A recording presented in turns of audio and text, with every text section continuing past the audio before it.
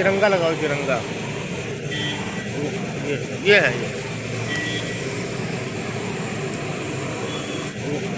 ये है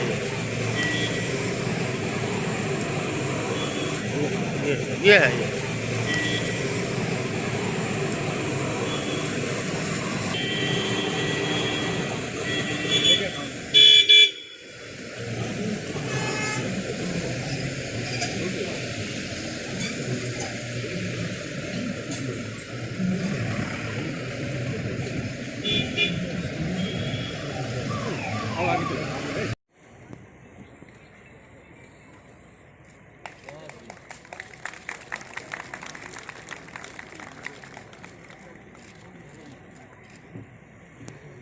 मैं और प्रदीप कुमार सिंह जी ने घेरा। अंतिम जय का वज्र बुलाने 9 दधीची हड्डियां गलाएं, आओ फिर से दिया जलाएं, आओ फिर से दिया जलाएं। मैं सभी एक बहुत लोग वकील रहे जिनका मैं नाम नहीं लेना चाहता, उत्तर प्रदेश के मुख्यमंत्री रहे, लेकिन एक संत जब उत्तर प्रदेश की कमान जिनके हाथ में आई, और ये कोई बात ये नहीं है कि कौन यहां बैठा है और कौन नहीं बैठा है, सड़क पर फुटपाथ पर रहने वाला व्यक्ति भी यह जानता है कायम रहनी चाहिए, और कायम है। ये सबसे बड़ी उपलब्धि उत्तर प्रदेश की जनता की है कि आप जैसा ईमानदार, आप जैसा बेदार, आप जैसा चरित्रवान, आप जैसा राष्ट्रभक्त मुख्यमंत्री उत्तर प्रदेश ने पाया। और मैं अधिवक्ताओं के लिए कहना चाहता हूं, शायद हमको कभी कभी लगता है कि मांग करना चाहिए कि नहीं करना चाहिए, लेकिन तमाम बातें हुई है, शायद कोई हिम्मत ये कर पाए तो ये यही मुख्यमंत्री कर सकते हैं कि उत्तर प्रदेश की सारी कचहरियां, सारे तहसील 3 मुक्त, मड़ई मुक्त, छपरा मुक्त और खपड़ा मुक्त होगा। ऐसा हो सकता है कि नहीं हो सकता? क्योंकि आपने 13 करोड़ आवास दिए हैं हिंदुस्तान में, क्योंकि आपने 65 करोड़ लोगों को जनधन योजना में अकाउंट खुले हैं, जिनके पैरों में चप्पल नहीं थे वो वातानुकूलित बैंकों में चले गए। 7-7, 8-8 करोड़ लोगों को उज्ज्वला योजना में गैस चूल्हा मिला है।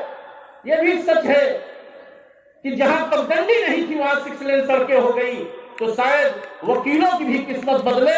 12 करोड़ शौचालय देश में बनाने वाली सरकार है, और ऐसा लोकप्रिय मुख्यमंत्री हैं, देश के प्रधानमंत्री मोदी जी हैं, तो कम से कम उत्तर प्रदेश के वकील ये धृष्टता कर सकते हैं कि आप आज नहीं, कल नहीं, जब भी आपको अच्छा लगे उत्तर प्रदेश की कोई कचहरी अब हम 3 में, मड़ई में, छपरा में, खपड़ा में नहीं बैठेंगे। ऐसी अपेक्षा हमारे मन में हो रही है। मैं आमंत्रित करना चाहता हूं आदरणीय मुख्यमंत्री जी को, जिनको हम सभी लोग सुनना चाहते हैं। शायद आप रोक नहीं लगाते तो न जाने कितनी भीड़ हो जाती। सब लोग आपको सुनना चाहते थे वर्किंग डे के बावजूद। बड़े वरिष्ठ वकील जिनके तमाम केसेस लगे हुए, लास्ट वर्किंग डे चल रहे हैं, सब आपके बीच में हैं। हम आपका मार्गदर्शन चाहते हैं। मैं सादर, विनम्रता पूर्वक, आदर पूर्वक माननीय मुख्यमंत्री जी को मार्गदर्शन के लिए आमंत्रित करता हूँ। बहुत आइए माननीय मुख्यमंत्री। हमारे विधि और न्याय विभाग के साथ बैठ करके कोरोना कालखंड में अधिवक्ताओं के बारे में, उनकी आर्थिक मदद किस रूप में की जानी चाहिए, खासतौर पर जो नए अधिवक्ता हैं या जो दिव्यांग या फिर शारीरिक रूप से कमजोर हैं या जो बुजुर्ग अधिवक्ता हैं। बुजुर्ग अधिवक्ता में माननीय केसीनाथ त्रिपाठी जी बहुत वरिष्ठ हैं और वे सबके मार्गदर्शक भी हैं, लेकिन बहुत सारे अधिवक्ता ऐसे हैं कि जो वास्तव में जिनको सहयोग की आवश्यकता है। ये लोग एक कार्य योजना बना करके सरकार के सम्मुख एक साथ प्रस्तुत करें। सरकार उसमें भी आप सबको मदद करने को तैयार है। इसके साथ ही कि आर्थिक मदद हम लोग उन सभी अधिवक्ताओं तक पहुंचा सके, उनको उपलब्ध करा सके, उनको दे सके। इस पर इसके अलावा यहाँ पर अन्य जो चीजें प्रस्तुत की गई हैं कि हॉस्पिटल की व्यवस्था उच्च न्यायालय परिसर में, सिद्धार्थनाथ सिंह जी पहले ही कह चुके हैं, सरकार की मंशा बहुत स्पष्ट है। सरकार इसके लिए भरपूर सहयोग करने को तैयार है। हमें न्यायालय परिसर में उस प्रकार की व्यवस्था मिले। सरकार को हमें केवल अधिकारी तैनात करने, बल्कि हम लोगों ने डॉक्टर को तैनात कर दिए। यहाँ पर डेडिकेटेड टीम वहाँ पे पहले से तैनात की हुई है, लेकिन फिर भी अगर हॉस्पिटल की आवश्यकता पड़ेगी, सरकार उसमें हर प्रकार का सहयोग करेगी। आवासीय सुविधा के बारे में मैं आपको पहले ही आपको बोल चुका हूँ। डिजिटल लाइब्रेरी की बात कही है, बहुत अच्छी व्यवस्था, और मैं चाहूंगा पाठक जी इस कार्यक्रम को तत्काल लागू करने की तैयारी कर देनी चाहिए। हमें लाइब्रेरी हमारी जितनी रिच हो सके हमें करनी चाहिए। ये हमें और भी इसमें जो भी सहयोग इसमें किया जाना है उसमें करने के लिए सदैव तैयार रहना पड़ेगा। मैं बहुत बहुत धन्यवाद दूंगा यहाँ पे बार काउंसिल उत्तर प्रदेश को और यहाँ के हाईकोर्ट बार एसोसिएशन के माननीय अध्यक्षों को, सभी पदाधिकारियों को, जिन्होंने आज इस अधिवक्ता समागम के माध्यम से आपके साथ एक संवाद बनाने का अवसर दिया है। मैं आप सबको इस बात के लिए आश्वस्त करता हूं कि आपके साथ मिलकर के एक टीम वर्क के साथ न केवल वादकारियों की समस्याओं के समाधान के लिए संवेदनशीलता के साथ हम काम करेंगे, बल्कि अधिवक्ता समाज से जुड़ी हुई समस्याओं के समाधान के लिए सरकार सदैव आपके साथ खड़ी रहेगी। हमारा न्याय और विधि विभाग आपके साथ कदम से कदम मिलाकर के तैयार रहेगा और उनके द्वारा प्रस्तुत किए जाने वाले प्रत्येक प्रस्ताव के साथ सरकार उनके साथ पूरी संवेदनशीलता के साथ, पूरी प्रतिबद्धता के साथ कार्य करेगी। एक बार फिर से मैं इस अधिवक्ता समागम के लिए दोनों अपने जो हमारे बार काउंसिल को भी और इलाहाबाद हाईकोर्ट का जो हमारा बार एसोसिएशन है, इनको हृदय से धन्यवाद देते हुए आप सभी अधिवक्ता बंधुओं का हृदय से अभिनंदन करते हुए मैं एक बार फिर से इस धरती को कोटि कोटि नमन करते हुए अपनी वाणी को विराम देता हूँ। धन्यवाद। जय हिंद।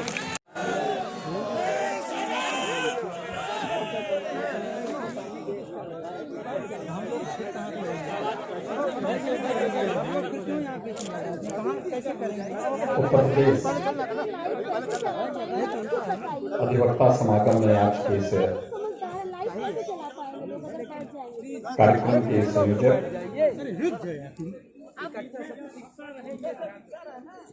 उत्तर प्रदेश बार काउंसिल के अध्यक्ष सम्मानित श्री जानकी शरण Pandey ji,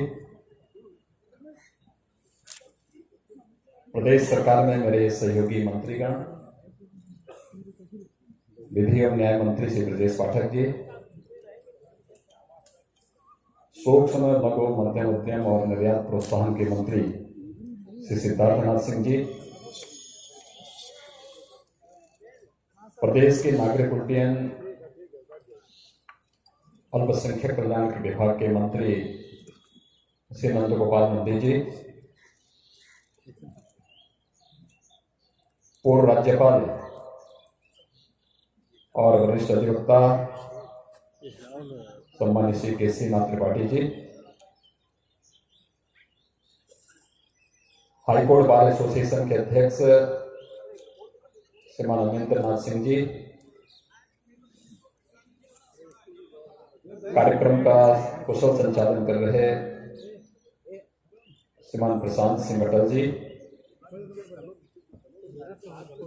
bar council of India के सदस्य श्रीमान श्रीनाथ त्रिपाठी जी, सचिव हाईकोर्ट बार एसोसिएशन श्रीमान प्रभाशंकर मिश्र जी, प्रयागराज की महापौर श्रीमती अभिलाषा गुप्ता जी, आज के इस कार्यक्रम में उपस्थित हमारे सभी माननीय जनप्रतिनिधिगण और कोविड-19 के बावजूद, इस विपरीत मौसम की परिस्थिति के बावजूद यहाँ पर उपस्थित सभी हमारे सम्मानित अधिवक्ता भाइयों बहनों, मैं ज्ञान, आस्था और न्याय की इस धरती को कोटि कोटि नमन करता हूँ और आभार व्यक्त करता हूँ बार काउंसिल का और इलाहाबाद बार एसोसिएशन का, जिन्होंने आज इस अधिवक्ता समागम के माध्यम से मुझे आप सबके बीच में आने का अवसर दिया है।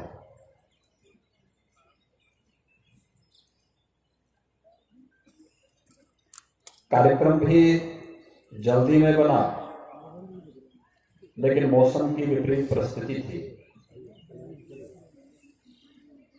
और मुझे जानकारी भी मिली थी कि रात्रि भर यहाँ बारिश पड़ी है, मौसम विपरीत था। प्रातःकाल भी हम लोग इस बात को देख रहे थे कि 10 बजे तक इस बात में बहुत असमंजसता थी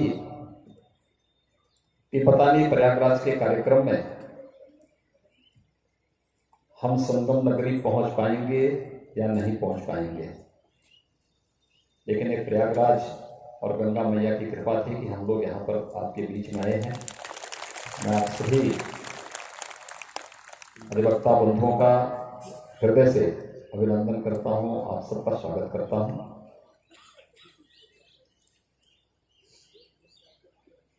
अधिवक्ता समाज, जैसे हमारे विधि और न्याय मंत्री ने कहा ही, वह एक विश्वास का प्रतीक है। जब व्यक्ति अपनों से हारता है तो वह भौतिक रूप से, लौकिक रूप से एक अधिवक्ता की शरण में जाता है। यानी आपका जो एक प्रतीक है, आपका जो एक वेशभूषा है, ये विश्वास का प्रतीक है। और ये विश्वसनीयता जब तक बनी रहेगी तब तक न्यायपालिका पर आम जन का विश्वास बना रहेगा। और इस विश्वास को बनाए रखना हम सब का बहुत बड़ा, पूरी हमारी प्रतिबद्धता होनी चाहिए इन सब के प्रति। अधिवक्ता समाज का बहुत बड़ा योगदान है समाज के निर्माण में, भारत की स्वाधीनता में, और समाज को जागरूक करके एक यशस्वी नेतृत्व देने में भी। प्रबुद्ध समाज होने के नाते समाज की हर ज्वलंत समस्या में मुखरता के साथ उसके समर्थन में, अगर वो लोक कल्याणकारी है, राष्ट्र कल्याणकारी है, तो उसके समर्थन में खड़ा होना। अगर वह लोक कल्याणकारी नहीं है, राष्ट्र कल्याणकारी नहीं है, तो उसके विरोध में मुखर होकर के आवाज भी उठाना और उस व्यवस्था को एक नेतृत्व देने के लिए अधिवक्ता समाज ने सदैव से एक बड़ी भूमिका का निर्वहन किया है। उस बड़ी भूमिका के लिए सदैव अधिवक्ता समाज को अपने आप को तैयार रखना पड़ेगा। बंधु, भारत की संसदीय लोकतंत्र की प्रणाली हर एक इस व्यवस्था के जो अंग हैं उसके लिए एक लक्ष्मण रेखा है। और जब तक एक दूसरे का सम्मान करते हुए हम अपनी लक्ष्मण रेखा का पालन कर रहे हैं तो भारत का लोकतंत्र यशस्वी होता हुआ आगे बढ़ेगा, दुनिया के सामने उदाहरण प्रस्तुत करता हुआ दिखाई देगा। लेकिन जब भी कोई संस्था अपने सीमाओं का अतिक्रमण करते हुए जबरन करने का प्रयास करेगी तो स्वाभाविक रूप से न केवल संसदीय लोकतंत्र आहत होगा बल्कि आम जन की भावनाएं भी आहत होती हुई दिखाई देंगी। और इसका ध्यान हम सबको रखना होगा, क्योंकि व्यवस्था, समाज की व्यवस्था हो या राष्ट्र की व्यवस्था, वो एक सामूहिकता का एक समन्वय है। वह हम सब के एक टीम वर्क का परिणाम है। और टीम वर्क जब भी दिखाई देता है, आप व्यक्तिगत जीवन में देखते होंगे, जो आपका पारिवारिक जीवन है उसमें आप इस बात को अनुभव करते होंगे। आप जब किसी अन्य अधिवक्ता के अपने दिन प्रतिदिन के जीवन में देखते होंगे, वो आपका सामाजिक जीवन हो गया या फिर राष्ट्रीय जीवन में आप देखते होंगे। ये टीम वर्क है जो हम सबको एक साथ आगे बढ़ने के लिए प्रेरित करता है। हम मिलकर के जब एक सामूहिक प्रयास करते हैं तो उसके परिणाम भी हम सबके सामने आते हैं। और मुझे प्रसन्नता है कि पिछले 9 महीनों से यह देश भी और पूरी दुनिया भी वैश्विक महामारी कोरोना के खिलाफ एक बड़ी लड़ाई लड़ रहा है। इस सदी की सबसे बड़ी महामारी का हम सामना कर रहे हैं। और मैंने इसीलिए बार काउंसिल से और बार एसोसिएशन से जुड़े हुए जब हमारे दोनों अध्यक्षगण मेरे सामने आए थे तो मैंने दोनों से ही आग्रह किया था। मैंने कहा देखिए मुझे आने में कोई समस्या नहीं है, हम समय निकाल लेंगे, लेकिन पहली शर्त होनी चाहिए कि हम लोग कोविड-19 की उस गाइडलाइन का पालन करते हुए ज्यादा संख्या में हो, एक सीमित संख्या होगी, आवश्यकता पड़ेगी हम उसको वहां से लाइव करवा देंगे, वहां से हर एक जनपद में उस कार्यक्रम को वहां पे प्रसारण की व्यवस्था हो जाएगी।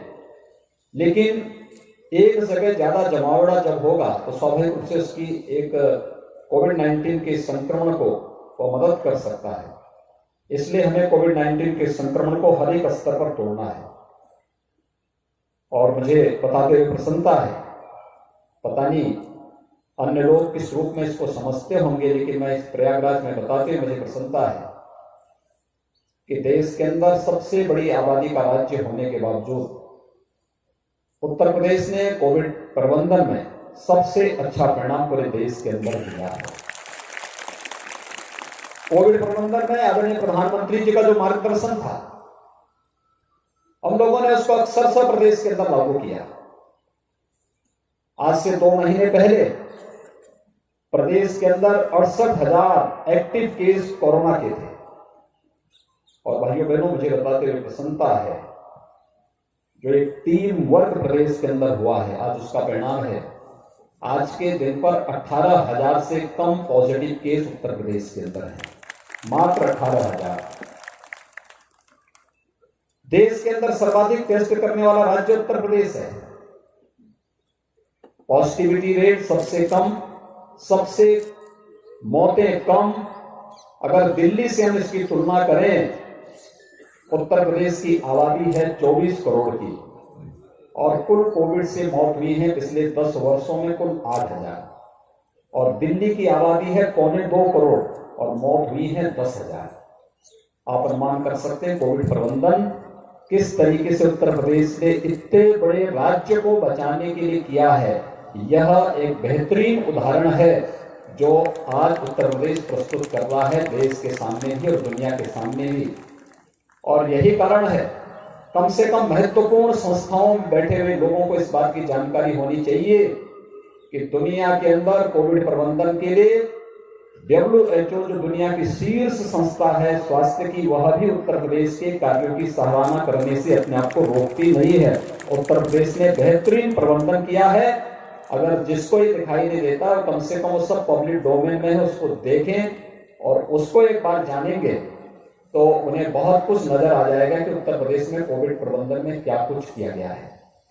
लेकिन ये सब संभव हो पाया है प्रधानमंत्री मोदी जी के मार्गदर्शन में और आप सभी लोगों के सामूहिक सहयोग और प्रयास से। अकेले सरकार कुछ नहीं कर पाती अगर हमें समाज के प्रबुद्ध जनों का सहयोग नहीं मिलता। अगर हमें एक सामान्य नागरिक, शासन की टीम काम कर रही थी, प्रशासन काम कर रहा था, हमारे स्वास्थ्य कर्मी काम कर रहे थे, हमारे स्वच्छता कर्मी काम कर रहे थे, हमारे पुलिस के जवान काम कर रहे थे, लेकिन इन सब के साथ सबसे बड़ी भूमिका थी पब्लिक की, जो उस अनुशासन के साथ जुड़ करके कार्य कर रहा था। और ये अनुशासन हमें तभी देखने को मिला था जब 22 मार्च को जनता कर्फ्यू का आयोजन किया गया था। आपने देखा होगा जनता कर्फ्यू में एक एक व्यक्ति उसमें सहभागी बना था, प्रत्येक ने सहयोग किया था और सबने संकल्प लिया था कि हम इस महामारी के खिलाफ लड़ेंगे। और मुझे लगता है इस सदी की सबसे बड़ी महामारी का सफलतापूर्वक मुकाबला, आंकड़े अगर आप उठा करके देखेंगे, क्योंकि आप अधिवक्ता हैं, आपको हर एक स्तर पर न्यायपालिका में भी और न्यायपालिका के बाहर भी बहस करना पड़ता है, मुद्दों को देखना पड़ता है। और मैं चाहूंगा एक बार आंकलन करिए, देखिए सामान्य दिनों में कितनी मौतें होती थी और कोविड-19 की इस महामारी के दौरान मौत के आंकड़ों में कितना परिवर्तन आया है। अगर आप ये देखेंगे तो सामान्य दिनों की तुलना में कम मौतें हुई हैं और ये आंकड़े इस बात को प्रदर्शित करते हैं कि लड़ाई हमारी बहुत अच्छी दिशा में जारी है। भारत कोविड के खिलाफ अपनी लड़ाई को विजयी की ओर लेके जा रहा है और अगले महीने जब कोविड-19 का वैक्सीन आएगा तो फिर हर एक व्यक्ति तक व्यवस्थित तरीके से उसे पहुंचाने की कार्रवाई भी उसी तर्ज पर हम लोग करने की तैयारी कर चुके हैं। ये कोविड-19 के खिलाफ लड़ाई ये केवल एक आपदा के खिलाफ लड़ाई नहीं, मुझे लगता है इसने हमें बहुत कुछ जानने सीखने का अवसर भी दिया है। व्यक्तिगत जीवन में हम लोग इस बात को महसूस करते हैं। पहले लोग थोड़ा खान पान में या अन्य चीजों में लापरवाही कर देते थे। कोई भी कहीं मिलता था, कहीं भी किसी के साथ मिलकर के कोई गले मिलता था, कोई हाथ मिला रहा है, ठीक बात है, एक सामान्य शिष्टाचार होता था, सामान्य चीजें होती थी। लेकिन कोविड-19 ने भारतीय संस्कार पद्धति को दुनिया के अंदर स्वीकारने के लिए मजबूर कर दिया। आज सब लोग जाते हैं, इबादत में नमस्कार करते हैं। किसी के घर में जाइए और पूछिए आप क्या लेंगे, तो आज पहले उसकी चॉइस क्या होगी? कहेगा काढ़ा लेके आ जाइए, काढ़ा पीऊंगा। अब वो नहीं मांगेगा कि मुझे कोई ड्रिंक चाहिए, उसकी पहली पसंद काढ़ा होती है। तो काढ़ा भारत पता नहीं, तो यहाँ पे तो महर्षि भारद्वाज का आश्रम भी है। प्रयागराज तो इसलिए, यानी दुनिया में जब सभ्यता और संस्कृति नहीं सीखी थी, तब प्रयागराज ने ज्ञानोदय का प्रकाश प्रयागराज की धरती ने दुनिया को दिया था। महर्षि भारद्वाज का आश्रम और उनका गुरुकुल इस बात का उदाहरण है। यानी हजारों वर्षों से उस परंपरा के साथ जुड़कर के दुनिया को एक नई दिशा देने का कार्य ये धरती दे रही है। ये हमारी धरोहर है, इस पर हमें गौरव की अनुभूति करनी चाहिए। और उस परंपरा को लेकर के आज हम सब सामूहिक रूप से प्रयास कर रहे हैं। भारत एक अच्छी दिशा में जा रहा है। प्रधानमंत्री मोदी जी का यशस्वी नेतृत्व इस देश को हर एक क्षेत्र में विकास की नई बुलंदियों को ले जाने के लिए तत्पर दिखाई दे रहा है। और आज 6 वर्ष पहले तक जिस भारत के बारे में मान्यता थी कि भारत दुनिया के देशों का पिछलग्गू है, वही देश 6 वर्ष के अंदर दुनिया को नेतृत्व देता हुआ दिखाई दे रहा है। आज यूरोप भारत को फॉलो कर रहा है, आज अमेरिका भारत को फॉलो कर रहा है, आज दुनिया की बड़ी बड़ी ताकतें भारत की तरफ देखती हैं, भारत क्या कर रहा है, उसके अनुरूप फिर भारत दुनिया के सामने एक नई नजीर प्रस्तुत करता हुआ दिखाई देता है। आत्मनिर्भर भारत का जो प्रधानमंत्री मोदी जी का भारत के प्रत्येक नागरिक को, भारत को दुनिया की एक ताकत के रूप में रखने का, आगे ले जाकर के नेतृत्वकर्ता के रूप में आगे बढ़ाने का संकल्प है, यह आत्मनिर्भर भारत भी उसका आधार बनेगा। और आत्मनिर्भर भारत का आधार कोई बनेगा तो हमारी परंपरागत उत्पाद बनेंगे। इलाहाबाद के अमरूद बहुत मशहूर थे। मैं नंदी जी से यही बात कर रहा था। मैंने कहा नंदी जी आपने बड़ा काम किया है, व्यवसाय अपना फैलाया है, कम से कम यहाँ के अमरूद को भी अब दुनिया के सामने प्रस्तुत कर दीजिए। हजारों नौजवानों को रोजगार के साथ जुड़ने का अवसर प्राप्त होगा। नागरिक उड्डयन मंत्री के रूप में उन्होंने प्रयागराज में वायु सेवा फिर से शुरू कर दी। असंभव लग रहा था और कुंभ के ठीक पहले कराया। आज प्रयागराज देश के विभिन्न महानगरों से जुड़ चुका है, बड़ा कार्य हुआ है। और आत्मनिर्भर भारत का आधार बनने वाला हमारा परंपरागत उत्पाद कैसे आगे बढ़ सकता है? सिद्धार्थनाथ सिंह जी के नेतृत्व में ही हम उस योजना को वन डिस्ट्रिक्ट वन प्रोडक्ट की इस योजना के माध्यम से दुनिया के सामने भारत के उत्पाद को लेकर के जा रहे हैं। कितनी लोकप्रिय हो रही है, कोई सोचता भी नहीं था। जब हम लोगों ने वन डिस्ट्रिक्ट वन प्रोडक्ट में अलग अलग जनपदों के अलग अलग उत्पाद को रखा तो लोग हम पे हंसते थे, कहते थे कैसे संभव हो पाएगा। और इस बार टेराकोटा का, ये मिट्टी के जो बर्तन बनते हैं, इनकी एक प्रदर्शनी लखनऊ में लगी थी दीपावली के एक दिन पहले। उसमें से एक जो हस्तशिल्पी थे उसको लेकर के मेरे पास आए थे, मुख्यमंत्री आवास पे आए और वहां पर आए। उन्होंने कहा कि ये व्यक्ति आपको पहचानता है। तो मैं उसको देखा, मैंने कहा भी कहां के आप रहने वाले? उसने कहा मैं गोरखपुर का रहने वाला हूं। तो मैंने कहा मैं आपको कहीं देखा? तो उसने कहा साहब आपको मालूम है कि आज से लगभग 12 साल पहले मेरे घर में आए थे, आप उधर से जा रहे थे, मेरे घर के सामने मिट्टी के बर्तन पड़े हुए थे, आपने मिट्टी के बर्तन देखे थे और आपने कहा था कि भाई ये तो बहुत अच्छे तुम बनाते हो, और वही हमारा टेराकोटा है। तो मैंने कहा तो कहा 1 डिस्ट्रिक्ट 1 प्रोडक्ट में हमारा टेराकोटा आया है, और इस बार दीपावली के ठीक पहले लखनऊ में जो प्रदर्शनी लगी है, इस प्रदर्शनी में अकेले मैंने 8 लाख के मिट्टी के बर्तन बेचे हैं, 8 लाख के मिट्टी के बर्तन। गोरखपुर का एक सामान्य हस्तशिल्पी जिसके लिए 8 लाख की पूंजी साल भर में जुटानी भी चुनौती होती थी, नहीं कभी इसने 8 लाख की पूंजी नहीं देखी। लेकिन आज शासन की योजनाओं के साथ जब वो जुड़ती है, शासन उसको डिजाइन देती है, शासन उसको मार्केटिंग की व्यवस्था करती है।